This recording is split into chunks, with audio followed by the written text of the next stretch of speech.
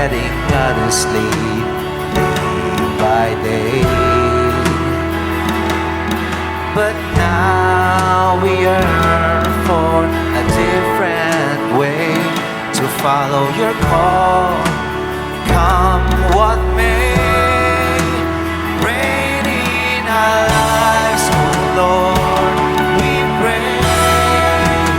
Let your kingdom come, have your way.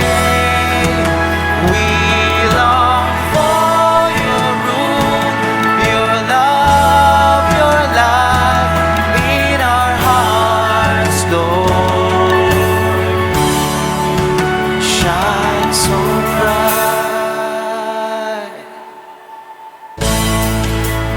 Chase the paths of men before. Now we see through God's blood.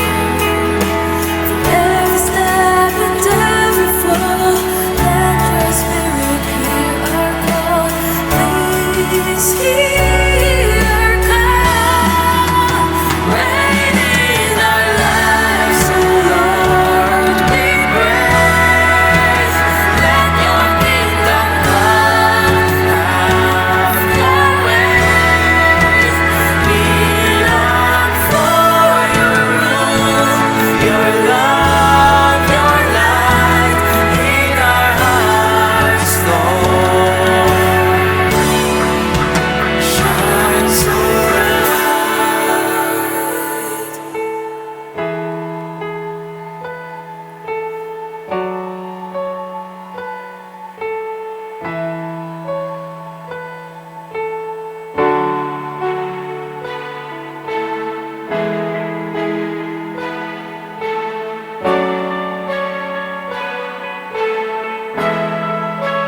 Reign in our lives, oh Lord, we pray. Let your kingdom come, have your way.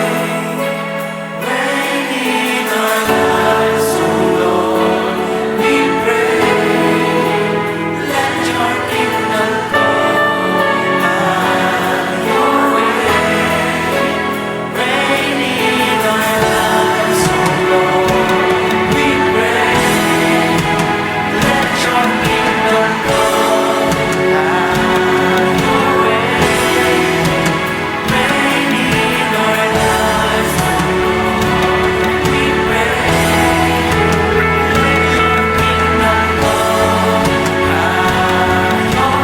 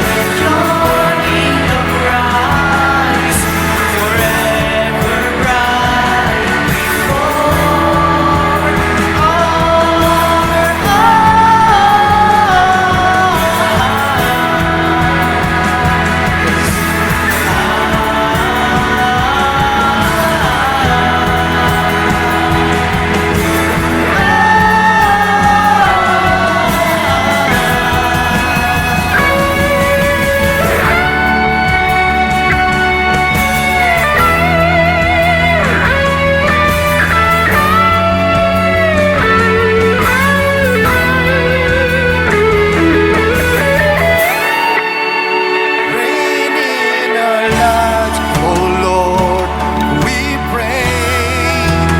Let your kingdom come, have your way. We long for your rule, your love, your light in our hearts, Lord. Shine so bright.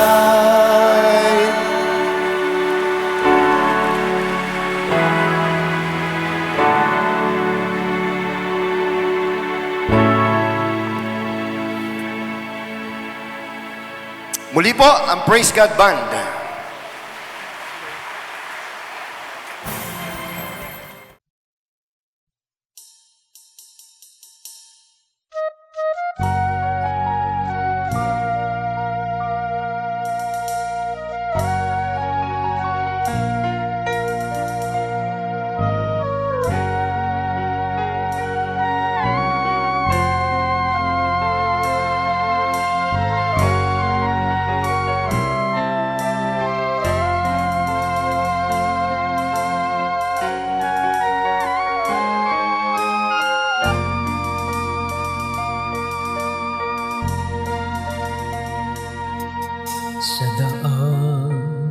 lakaran ng Ama. Doon ay lalakad ang bawat isa, walang makatatakas, lahat tayo'y tatahan. Siya'y musik, kaya tayo mag-usik.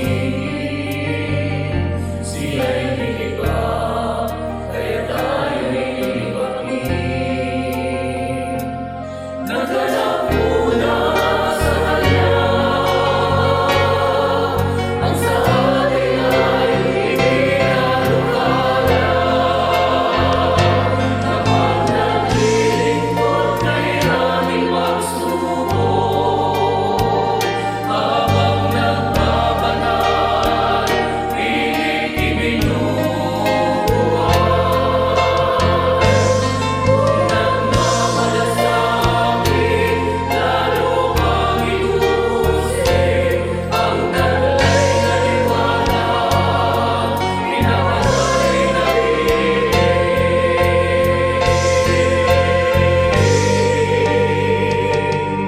walang ibang daan sa pag-asa, walang ibang daan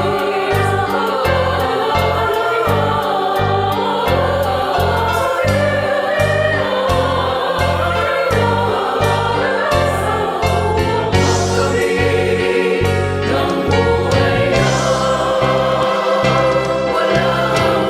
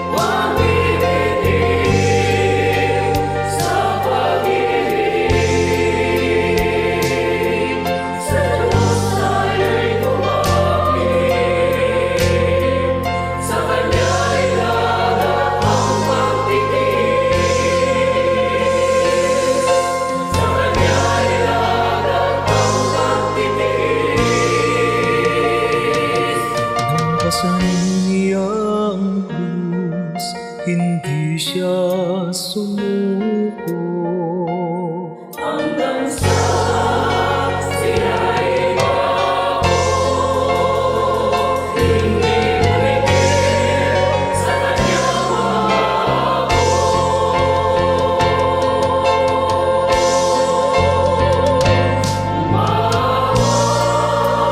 na mahigpit, huwag bibitiw sa Panginoon.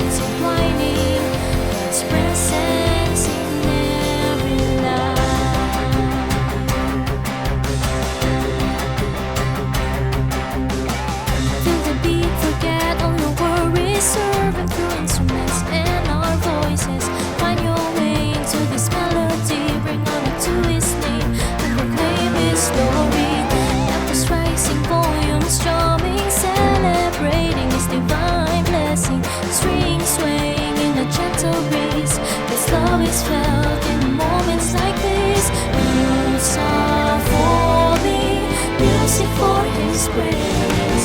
Let's dance, dance to the beat. Feel the rhythm, stomp your feet. Let's sing, sing His glory. Clap your hands in harmony. As love resonates, sweet serenade. Melodies rising, hearts inclining. God's presence in every round.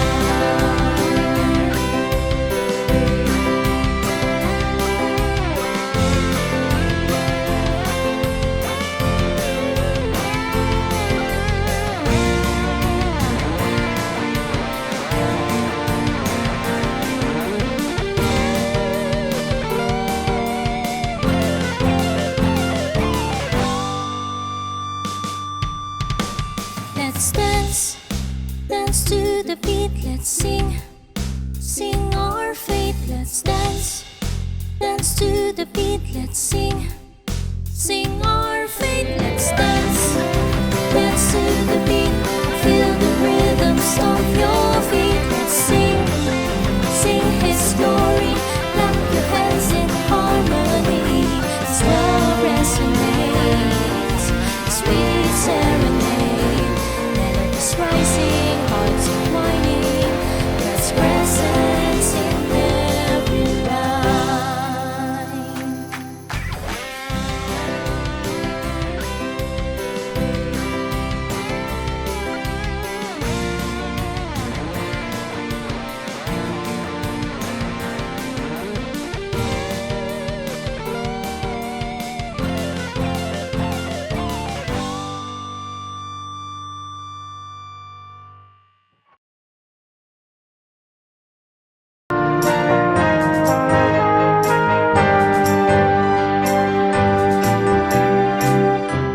Kapayapaan po sa inyong lahat, lalo na sa mga minamahal naming mga bagong kapatid sa kabanal-banalang Iglesia ng Diyos kay Kristo Jesus.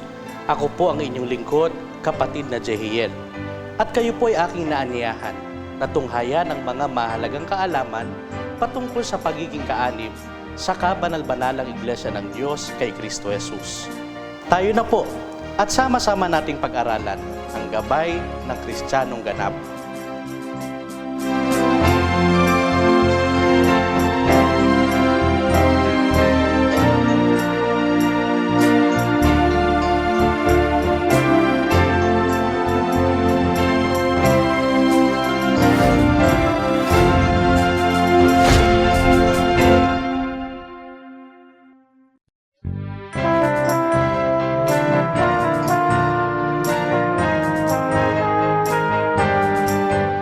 Sa pagkakataong ito, atin naman pong tatalakayin ang patungkol sa ang panalangin Kristiyano.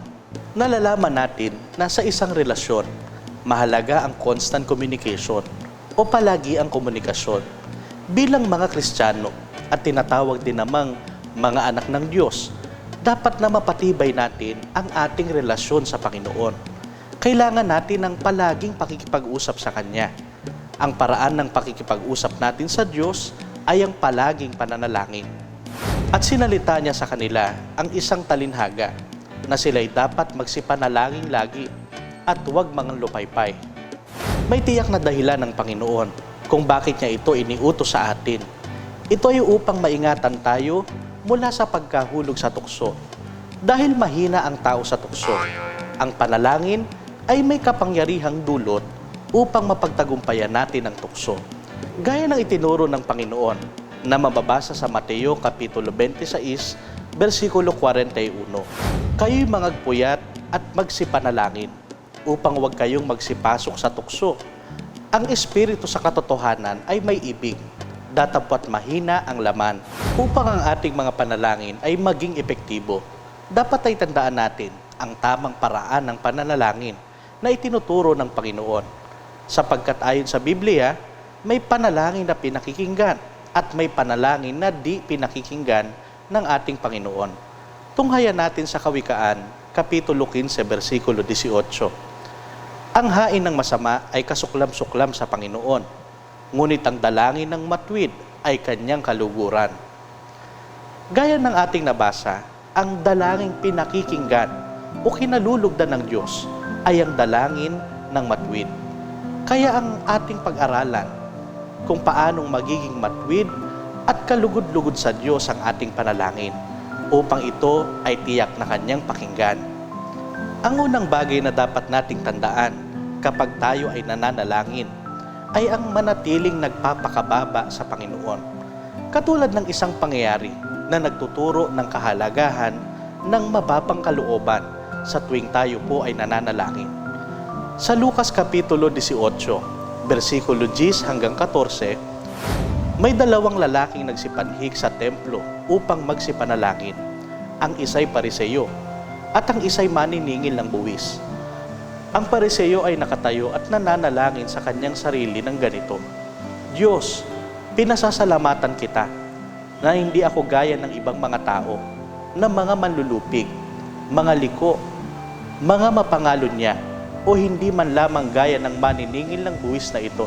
Makalawa akong nag-aayuno sa isang linggo. Nagbibigay ako ng ikapu ng lahat kong kinakamtan. Datapwat ang maniningil ng buwis na nakatayo sa malayo ay ayaw na itingin man lamang ang kanyang mga mata sa langit, kundi dinadagukan ng kanyang dibdib na sinasabi, Diyos, ikaw ay mahabag sa akin na isang makasalanan. Sinasabi ko sa inyo na naog at umuwi sa kanyang bahay ang taong ito na inaaring ganap kaysa isa, sapagkat ang bawat nagmamataas sa kanyang sarili ay mabababa, datapot ang nagpapakababa sa kanyang sarili ay matataas. Tayo ay dapat na manalangin na may kababaan ng puso at hindi pakitang tao lamang.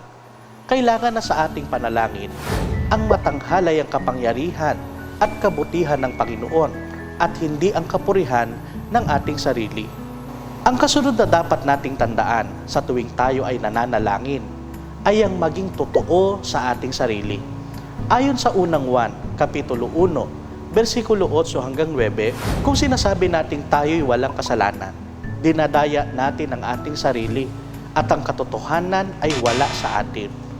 Kung ipinahahayag natin ang ating mga kasalanan, siya ay tapat at banal na magpapatawad sa ating mga kasalanan at tayo lilinisin sa lahat ng kalikuan. Ang pagiging totoo sa sarili ay ang pag-amin na tayo ay dumarating pa rin sa mga pagkakataon na nagkakamali at nagkakasala bunga ng ating mga kahinaan. Ang kinakailangan lamang sa tuwing tayo po ay mananalangin ay alalahanin natin ang ating mga nagawa sa lumipas na panahon, maging ang ating mga pagkakamali at pagkukulang. At ang mga ito ay idalangin natin sa Diyos, ihingi ng kapatawaran at hilingin na tulungang wag nang magawa ang mga pagkakamaling ito. Sa ating pananalangin, huwag pa ulit-ulit o kabisado ang panalangin. Ito ay tinuro ng Panginoon at mababasa po natin sa Mateo Kapitulo 6, versikulo 7 hanggang 8. At sa pananalangin ninyo ay huwag ninyong gamitin ang walang kabuluhang paulit-ulit na gaya ng ginagawa ng mga hintil, sapagkat iniisip nilang dahil sa kanilang maraming kasasalita ay didinggin sila. Huwag nga kayong magsigaya sa kanila, sapagkat talastas ng inyong Ama ang mga bagay na inyong kinakailangan bago ninyo hingin sa Kanya. Kung ang panalangin ay paulit-ulit o kabisado, ito ay maaaring hindi na mula sa puso at binibigkas na lamang ng labi. Kung ang panalangin ay pangsarili o isinasatinig man, hindi naman kinakailangan na malalalim na mga salita ang gamitin. Ang mahalaga ay mayroon po tayong total consciousness and awareness sa mga binibitawan nating salita na nagpapakitang ito ay tunay na nilalaman ng ating puso. Kung tayo naman ay may hihingin sa Diyos sa pamamagitan ng ating panalangin, tandaang humingi ng mabuti lamang at huwag ng masama, gaya ng sinasabi sa Santiago, Kapitulo 4, versikulo 3. Kayo'y nagsisihingi at hindi kayo nagsisitanggap, sapagkat nagsisihingi kayo ng masama upang gugulin sa inyong mga kalayawan. Kung tayo ay hihiling sa Panginoon, dapat ay mabubuting bagay ang ating hingin sa Kanya. Ang mga bagay na ito ay ang mga bagay na naaayon sa Kanyang kalooban o sa madaling salita ay ang mga bagay na makatutulong sa atin upang patuloy tayong makapaglingkod sa Kanya. Hindi marapat na humingi tayo ng anumang bagay upang ating punan ang hinihiling ng pita ng laman o ng ating kalayawan. Ang dapat na hilingin natin ay ang mga bagay na makatutulong sa atin upang sa halip na maghari ang pita ng laman ay maghari sa atin ang buhay espiritual. Sa ating pananalangin, napakahalaga po na tayo ay nananampalataya at hindi nag-aalinlangan sa Panginoon upang tiyak na ating tanggapin ang ating mga idinadalangin. Gaya ng sinasabi sa Hebreo 11 at 6, at kung walang pananampalataya, ay hindi maaaring maging kalugod-lugod sa Kanya, sapagkat ang lumalapit sa Diyos ay dapat sumasampalatayang may Diyos, at Siya ang tagapagbigay ganti sa mga sa Kanya'y nagsisihanap. Ito ang pinakamahalaga sa ating pananalangin, ang tayo ay lubos na sumasampalataya sa Diyos na ating dinadalanginan. Lubos nating paniwalaan na Siya ang Diyos na makapangyarihan sa lahat at kayang-kaya niyang ibigay ang anumang hihilingin natin sa Kanya, basta't ito'y sa ikabubuti ng bawat isa sa atin.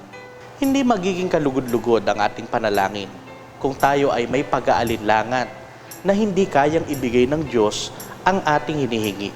Sa ganitong paraan, hindi natin kailanman tatanggapin ang anumang kahilingan natin sa Diyos. Ngunit kung tayo ay dumadalangin sa Diyos ng may buong pananampalataya, matitiyak natin na anuman ang ating hilingin sa Diyos sa pamamagitan ng ating panalangin, ito man ay malaki o maliit, ay ipagkakaloob ng Diyos sa atin. Gaya ng nasusulat sa Marcos Kapitulo 11, versikulo 24. Kaya nga sinasabi ko sa inyo, ang lahat ng mga bagay na inyong idinadalangin at hinihingi ay magsisampalataya kayo na inyong tinanggap na at inyong kakamtin. Lagi nating tandaan na ikinalulugod ng Diyos na ipagkaloob sa atin ang lahat ng mga bagay na mabuti, lalo na kung nakikita ng Diyos na tayo ay mga mabubuting lingkod na nagsisikap sundin ang Kanyang kalooban. Gaya ng mga magulang sa anak, kapag ang anak ay masunurin, mabait at mabuti, ang mga magulang nito ay masayang gumagawa ng paraan upang ipagkaloob sa anak ang mga pangangailangan maging ang mga kahilingan nito. Kaya kung tayo ay nagsusumikap na mabuhay sa kabanalang itinuturo ng Diyos sa atin sa loob ng kabanal-banal na iglesia at sinusunod ang mga paalalang ito tungkol sa panalangin ng taong matwid, tiyak na pakikinggan ng Diyos ang ating mga pagtawag at ipagkakaloob ang ating mga hinihiling. Sana po ay naging sapat ang mga bagay na ating tinalakay upang matutunan ng bawat isa ang ilang mga bagay na dapat tandaan upang ating magawa ang panalangin matwid. Sa makatwid ay ang panalangin Kristiyano. Sa kasunod po nating pagkikita, ating matutunghayan ang iba pang mga bagay na dapat nating matutunan patungkol sa panalangin Kristiyano. Patuloy po nating tunghayan ang mga kasunod pang pagtatanghal ng gabay ng Kristiyanong ganap. Muli, ito po ang kapatid na Jehiel. Hanggang sa muli po nating pagkikita, Mispa.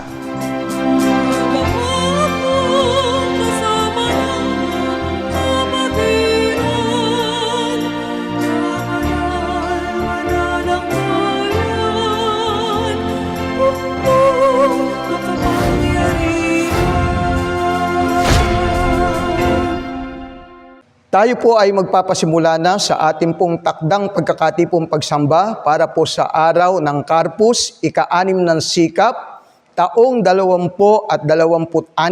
Inaagihan ko po ang lahat na magsitayo sa pangalan ng kataas-taasang Diyos na Ama at Hari natin, sa pamagitan ng kabanal-banalang iglesia na ina natin, binabati ko po kayo ng kapayapaan. Awitin po nating may kasiglahan at may espiritu ang pambansang awit ng kabanal-banalang Iglesia ng Diyos kay Kristo Jesus, ang awit ng Sion.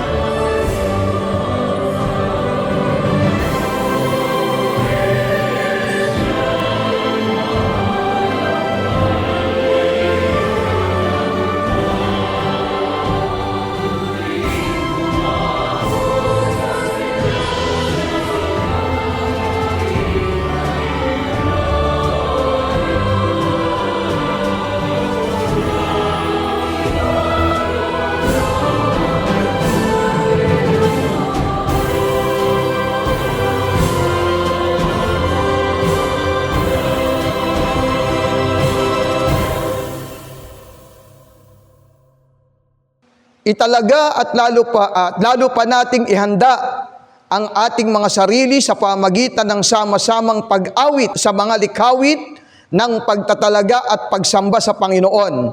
Awitin po natin ang likawit ng taon na may pamagat na My God, You Are Wonderful at isang bilang mula sa himno espiritual.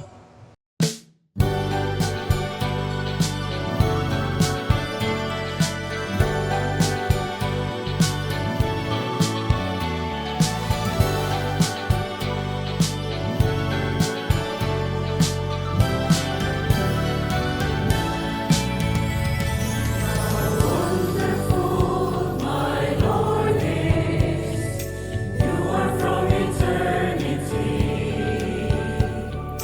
till the next eternity, no beginning and no end.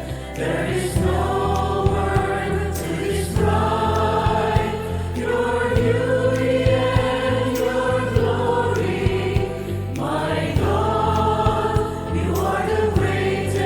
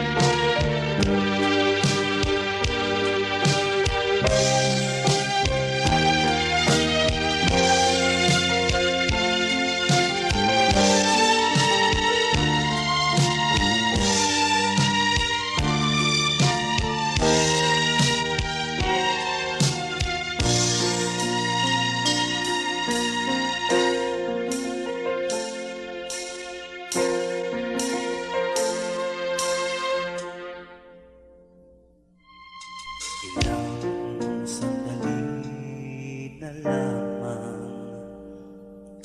ay atin ang pagtay.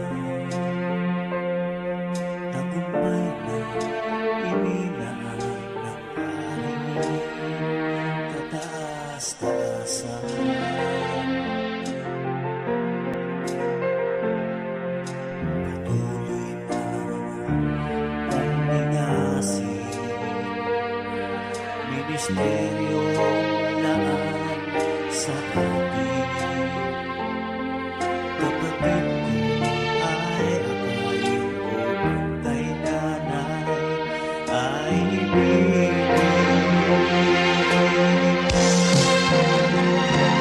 Magkapit natin ilang hakbang na lang ang tatahakin.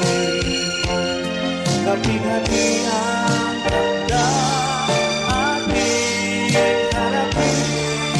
Pangako ng hari ating kakampi.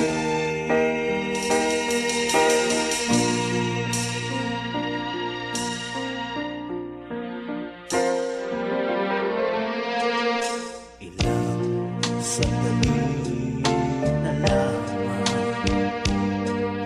ay atin na mahaptan. Tagumpay na ibinang ng hari, kataas-taasan.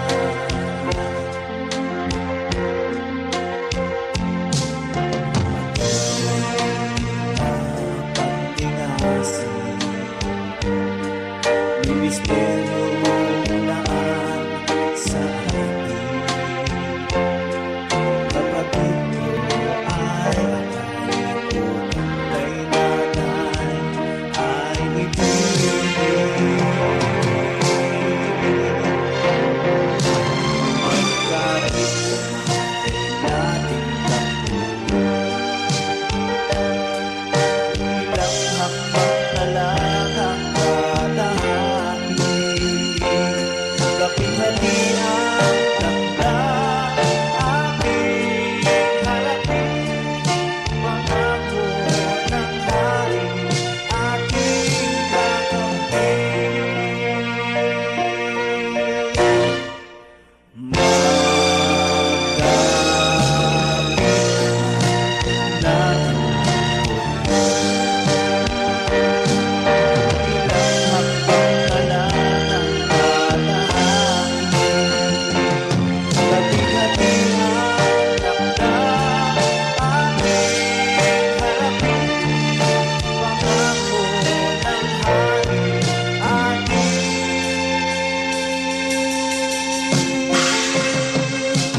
kakampi.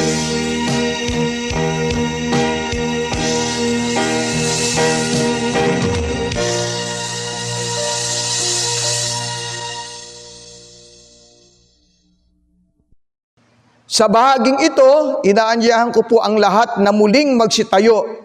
Ating awitin ang likhawit ng pagpupuri sa Panginoon, samantalang pumapasok ang sugo ng kataas-taasang Diyos upang basahin ang mga salita ng pagpupuri at pagpapasalamat sa Panginoon. Tanggapin po natin ang minamahal at iginagalang ang isa sa mga ministro konsagrado sa kabanal-banalang Iglesia ng Diyos kay Kristo Jesus, ang kapatid na Jemaraya Exili P. Mercado.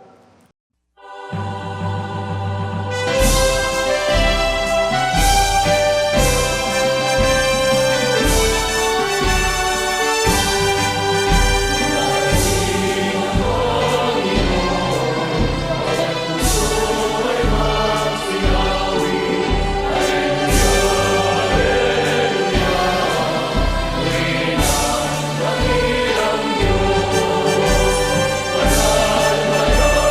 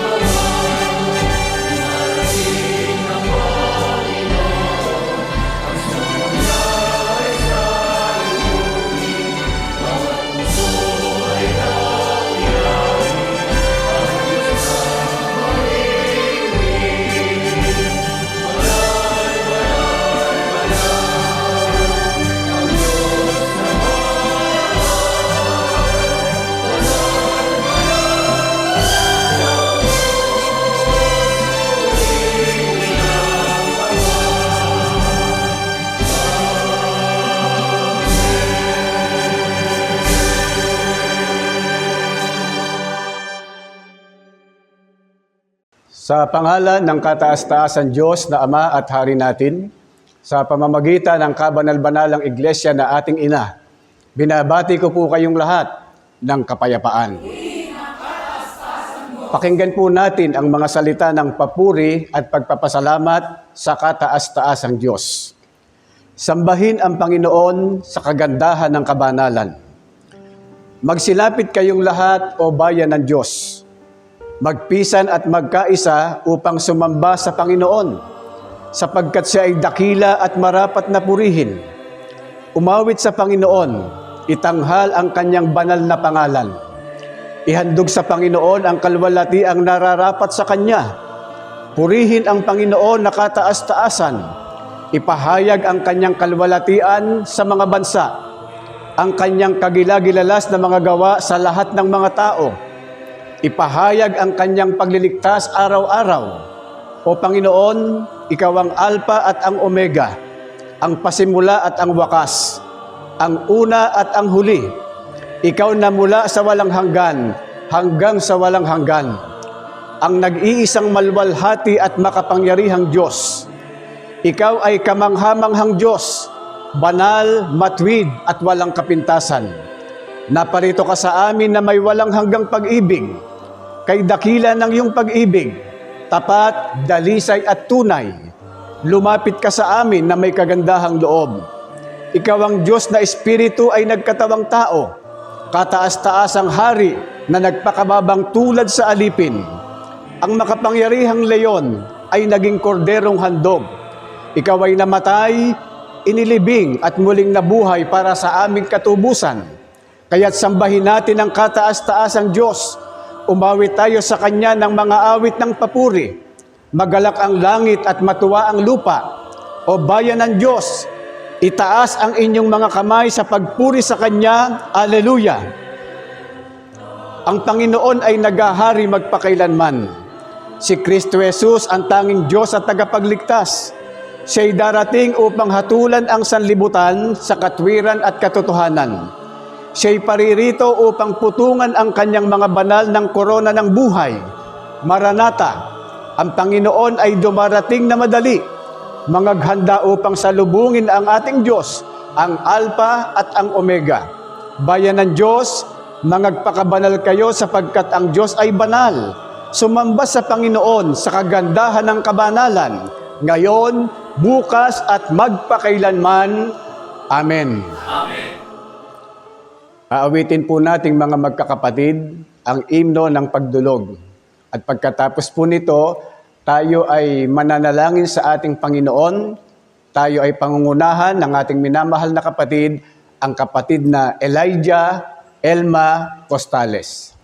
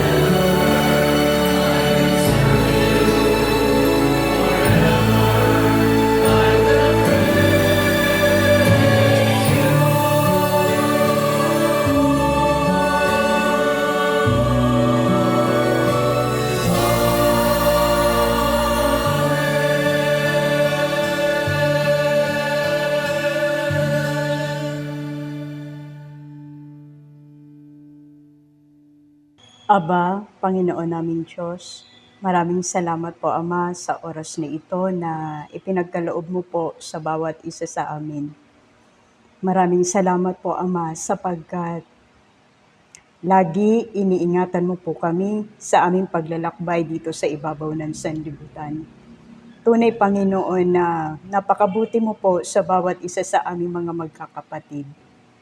Tunay Ama na ikaw lagi ang umaalalay sa bawat isa sa amin. Sa kabila po Panginoon ng aming mga pagkukulang, hindi mo po kami pinabayaan, kundi Ama, iningatan mo po kami sa lahat ng sitwasyon ng aming buhay. Kaya naman po Panginoon, sa mga oras pong ito ng aming pagsamba sa iyo, linisin mo po ang aming mga puso. Patawarin mo po kami, Ama, sa aming mga pagkukulang at mga pagkakasala na nagawa po sa iyong banal na harapan. Upang Panginoon, ang aming mga pagtawag sa iyo ay maging karapat-dapat po sa iyong banal na harapan. Ama, tunay na nalalaman mo ang laman ng aming mga puso at isipan. Panginoon, tulungan mo po kami sa lahat ng sitwasyon ng aming buhay.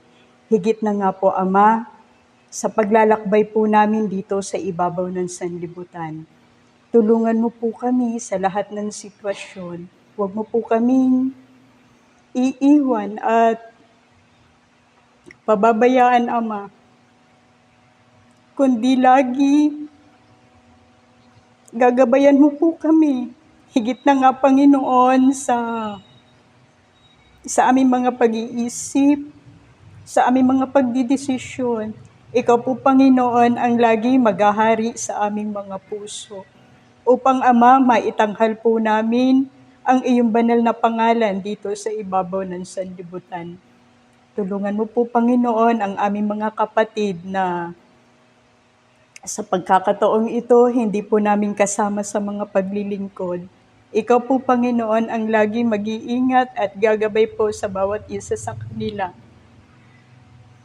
Tunay, Ama, na nalalaman mo po ang kanilang mga kadahilanan. Nakikita mo po, Panginoon, ang kanilang mga gawa.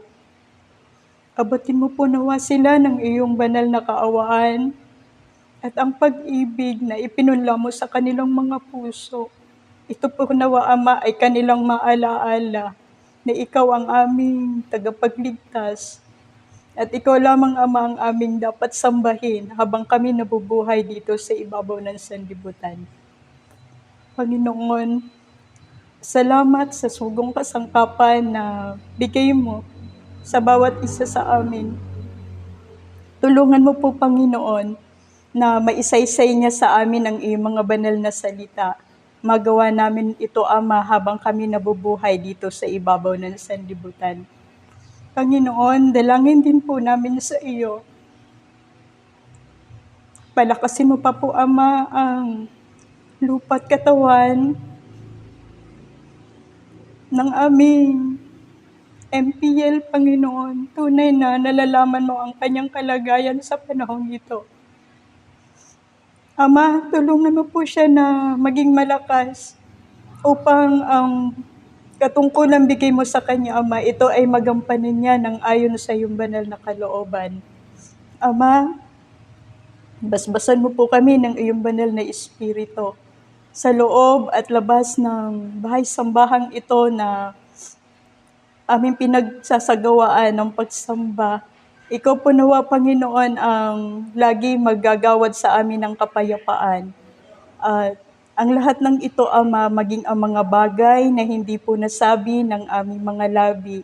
Dagdag niyo po nawa, Ama, na ipagkaloob sa bawat isa sa amin, sapagkat ito ay aming kailangan. At ang lahat ng ito, Panginoon, dalangin po namin at maraming salamat po sa pag-ibig mo. Sa tanging mong pangalang Diyos Kristo, Jesus, aming Hari, at nag-iisang tagapagligtas. Amen. Tanggapin at pakinggan natin ang mga kabataan at ang mga art ng Siyon sa paghahandog ng haing likhawit.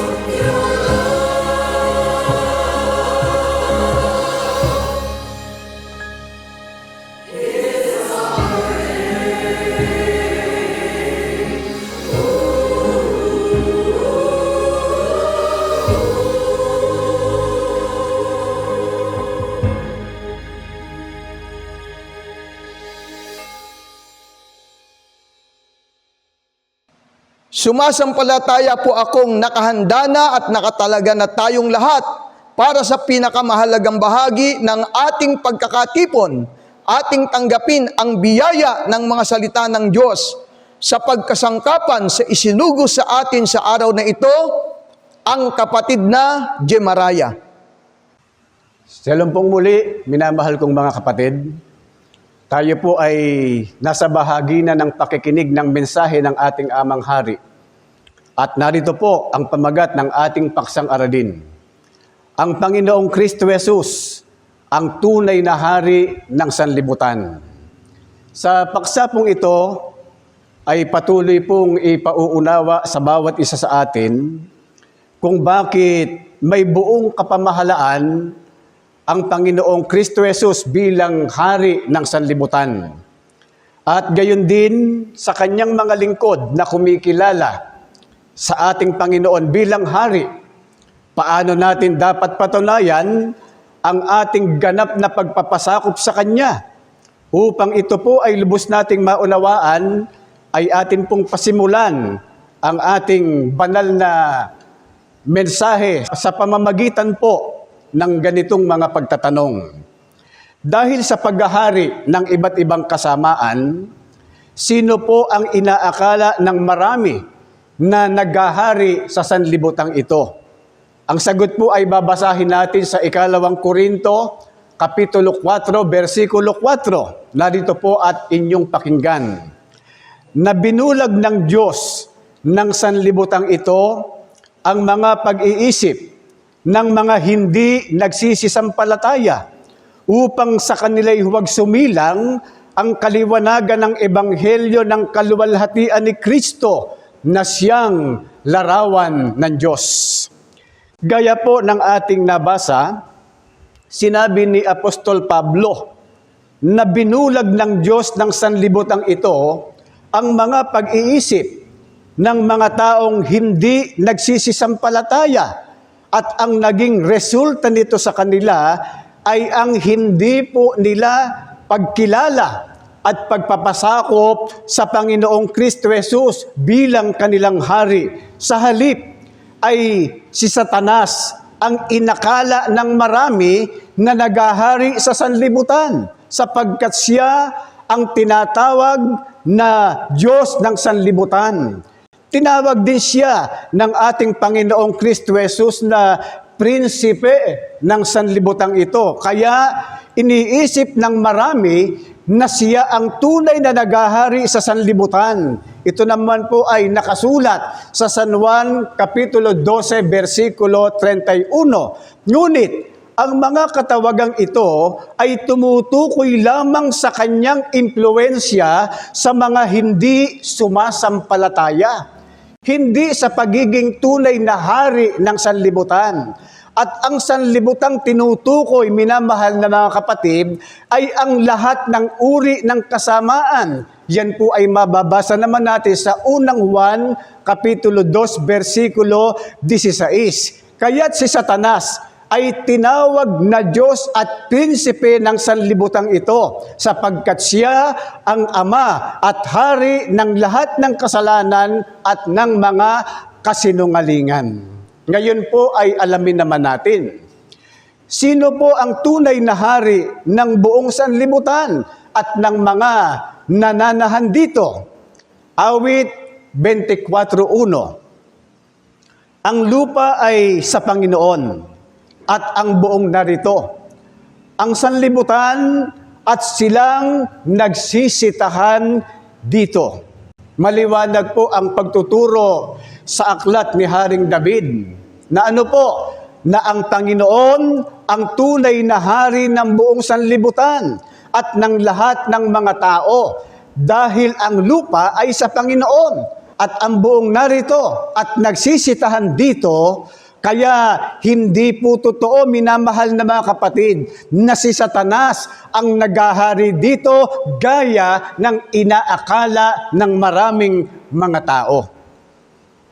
Ngayon, bakit po may buong kapamahalaan ang ating Panginoong Kristo Jesus bilang hari ng sanlibutan? Ang sagot ay mababasa naman natin sa Colosas Kapitulo 1, versikulo 16. Sapagkat sa Kanya nilalang ang lahat ng mga bagay, sa sangkalangitan at sa sangkalupaan, na mga bagay na nakikita at ang mga bagay na di nakikita, maging mga luklukan o mga pagsakop o mga pamunuan o mga kapangyarihan, lahat ng mga bagay ay nilalang sa pamamagitan niya at ukol sa Kanya. Maliwanag po, mga minamahal na kapatid, ang pahayag ni Apostol Pablo. Sabi niya, ang lahat ng mga bagay ay nilalang sa pamamagitan niya. Ibig sabihin ay sa pamamagitan ng ating Panginoong Kristo Jesus. At ito ay ukol sa Kanya. At siya lamang ang may ganap na karapatan na maghari sa buong sanlibutan. Ibig sabihin, mga kapatid, walang bagay na umiiral dito sa buong sanlibutan na hindi ang ating Panginoong Kristo Jesus ang lumikha, maging sa sangkalangitan. Ibig lamang sabihin na walang puwang si Satanas para maghari sa lahat dahil hindi naman po siya ang manlalalang.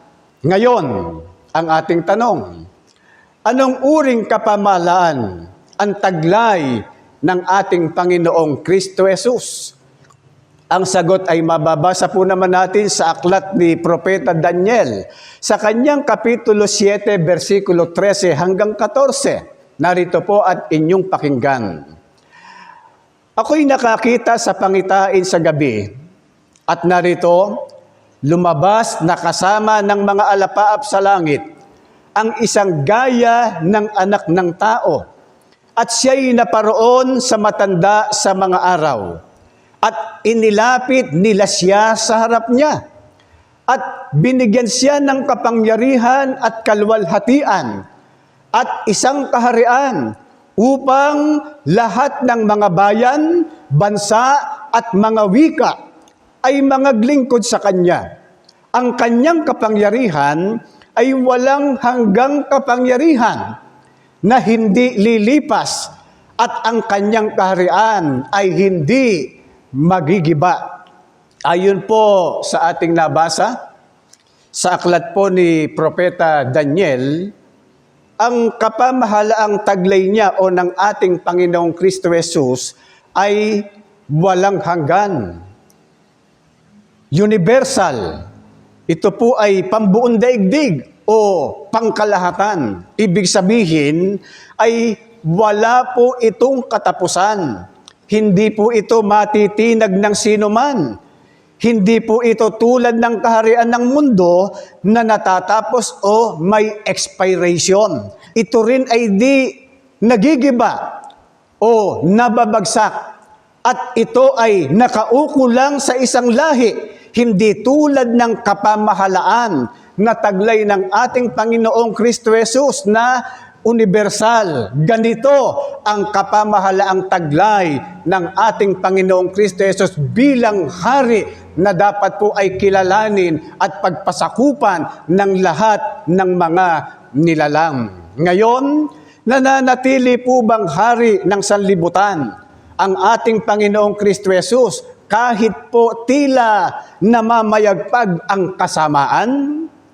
Juan, Kapitulo 14, versikulo 30. Hindi na ako magsasalita pa ng marami sa inyo, sapagkat dumarating ang prinsipe ng sanglibutan, at siya'y walang anuman sa akin.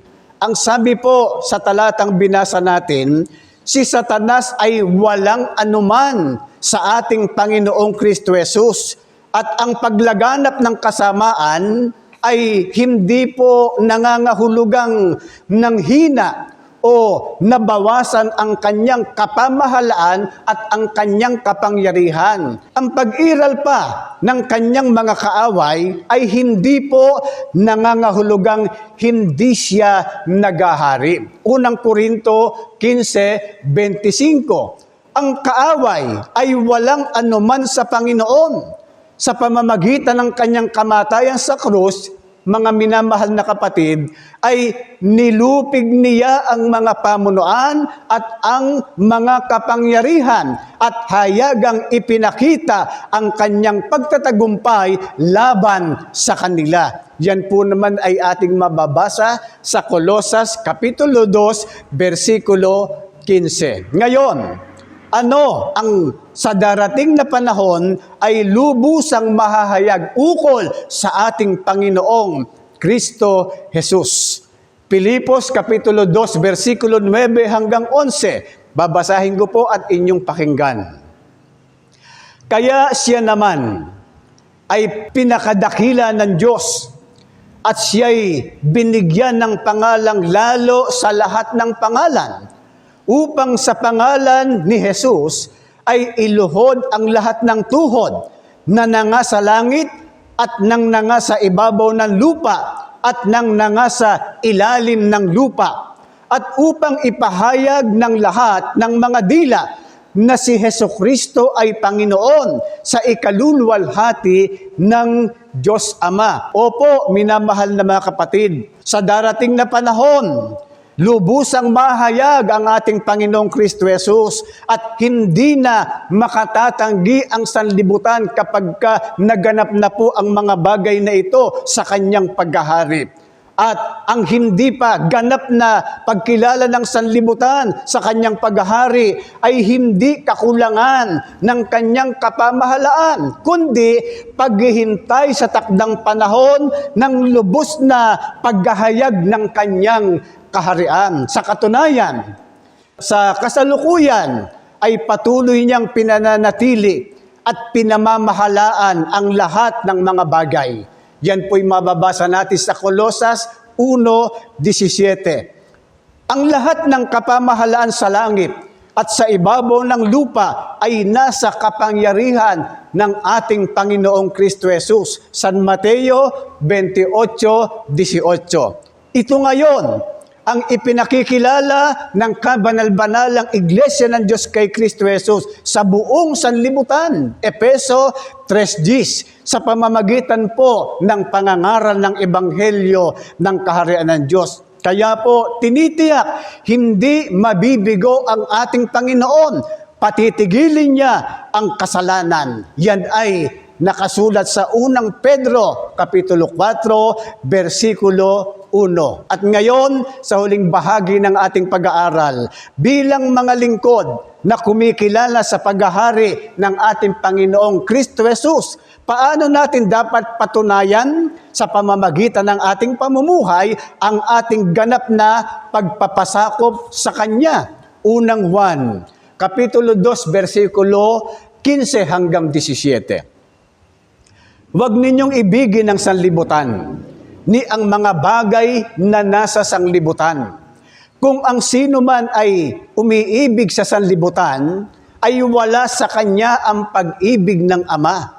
Sapagkat ang lahat na nangasa sanlibutan, ang masamampitan ng laman at ang masamampitan ng mga mata at ang kapalaluan sa buhay ay hindi mula sa Ama, kundi sa sanlibutan. At ang sanlibutan ay lumilipas at ang masamang pita niyaon datapwat. Ang gumagawa ng kalooban ng Diyos ay nananahan magpakailanman. Ito po, minamahal na mga kapatid, ang nais po ng aralin na ito sa bawat isa sa atin. Bilang mga lingkod na ngayon ay kumikilala at naglilingkod sa ating Panginoon bilang ating hari. Anong sabi ng banal na kasulatan? Huwag po nating ibigin ang sanlibutan, kundi gawin natin ang kalooban ng ating Panginoon. Gawin natin ang kalooban ng ating Panginoong Kristo Jesus bilang hari na ating pinagpapasakupan. Huwag po tayong susunod o sumunod sa sistema ng mundo, mga kapatid. Huwag din po tayong tumulad, makiayon sa hilig ng sanlibutang ito, kundi bigyan po natin ng ebidensya ang tunay na pagpapasakop natin sa ating Panginoong Kristo Jesus bilang ating tunay na hari. Paano natin magagawa ito? Mag-ipon tayo ng gawa para sa kaharian ng ating Panginoong Kristo Jesus. Bilang mga lingkod niya, huwag tayong magpapasakop sa impluensya ng sanlibutan, kundi sa paghahari ng ating tunay na hari. At yan ay mababasa natin sa Santiago Kapitulo 4, versikulo 7. At sa huli, ano ang mahigpit na ibinibilin po sa atin ng pag-aaral na ito? Sa aklat po ni Tito, sa kanyang Kapitulo 2, versikulo 12 hanggang 13, narito po at aking babasahin, na nagtuturo sa atin upang pagtanggi natin sa kalikuan at sa mga kahalayan ng sanglibutan, ay marapat mabuhay tayong may pagpipigil at matwid at banal sa panahong kasalukuyan ng sanlibutang ito, na hintayin yaong mapalad na pag-asa at ang pagpapakita ng kaluwalhatian ng ating dakilang Diyos at tagapagligtas na si Hesukristo. Mga minamahal na mga kapatid, mabuhay tayo ng tapat sa paghahari ng ating Panginoong Kristo Jesus habang hinihintay po natin ang kanyang maluwalhating pagpapakita. Pagsikapan nating maging iba sa nakahiligan ng sanlibutan. At sa huli, tayo bilang kanyang mga lingkod, wag lang na maghintay sa araw na yaon, mga kapatid, kundi ngayon pa lamang ay kusa na nating kilalanin, kusa na nating sambahin at paglingkuran ang ating Panginoong Kristo Jesus bilang ating tunay na hari. Nawa ang mga diwa ng pag-aaral na ito matanim sa ating puso. Ito ang ating kabanal-banalang pananampalataya, ipagpala sa atin mula ngayon at magpakailanman. Amen. Amen.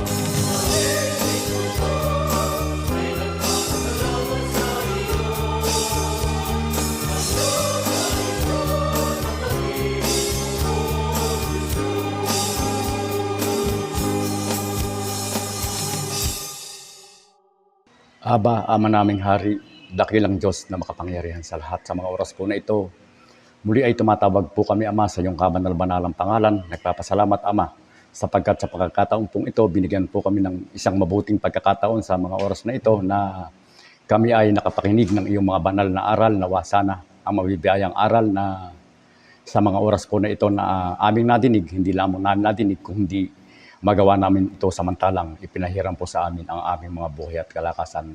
Maraming salamat, Ama, sa mga aral ng katotohanan na aming nadinig, na tunay na pinatunayan mo sa mga oras na ito na ikaw ang Diyos na pinakamakapangyarihan sa lahat. Ikaw ang may pag-aari ng lahat ng mga bagay, maging kami, Ama, na nilikha mo. Kaya nararapat lamang, Ama, na ikaw ay aming purihin, sambahin ang iyong kabanal-banalang pangalan. Maraming salamat, Ama, sa mga pagkakataon na lagi na pinagkakaloob mo sa iyong mga lingkod. Nawa sana lagi mong tutulungan ng iyong mga mabibiyayang aral, sapagkat ang mga aral na ito ang gagamitin po namin na mabuting pagsanggalang sa lahat ng kaaway namin sa sanlibutan ito. Tunay na sa paglalakad po at paglalakbay namin ay tunay na napakapanganib. Ngunit, Ama, ikaw ang dakilang Diyos na makapangyarihan na nakapangyayari sa aming lahat ng magkakapatid sa kabanal-banalang iglesia, Ama namin Diyos. Sa bahaging ito, narito din po ang aming mga pinagsama-samang mga abuloy. Kung ito po'y ginagamit ng kasangkapang pangasiwaan, makatawag man ng maraming kaluluwa na magbabalik loob at pupuri sa iyong kabanal-banalang pangalan. At maraming salamat din po, Ama, sa pag-iingat mo sa bawat isa sa amin na kami ay hinatid mo ligtas at payapa sa bahay-sambahan na ito. Pinagtatagabilin po namin sa iyo na ingatan mo lamang po kami sa aming mga pag-uwi, sa aming mga tahanan. Umaasa at sumasampalataya po kami bago lumabas sa bahay-sambahan na ito ay tatanggapin po namin ang mahalagang basbas at pagpapala. Ang lahat ng ito, Ama, hinihiling at pinapasalamatan po namin sa dakila mong pangalang Kristo Jesus na aming Diyos, aming tagapagligtas. Amen.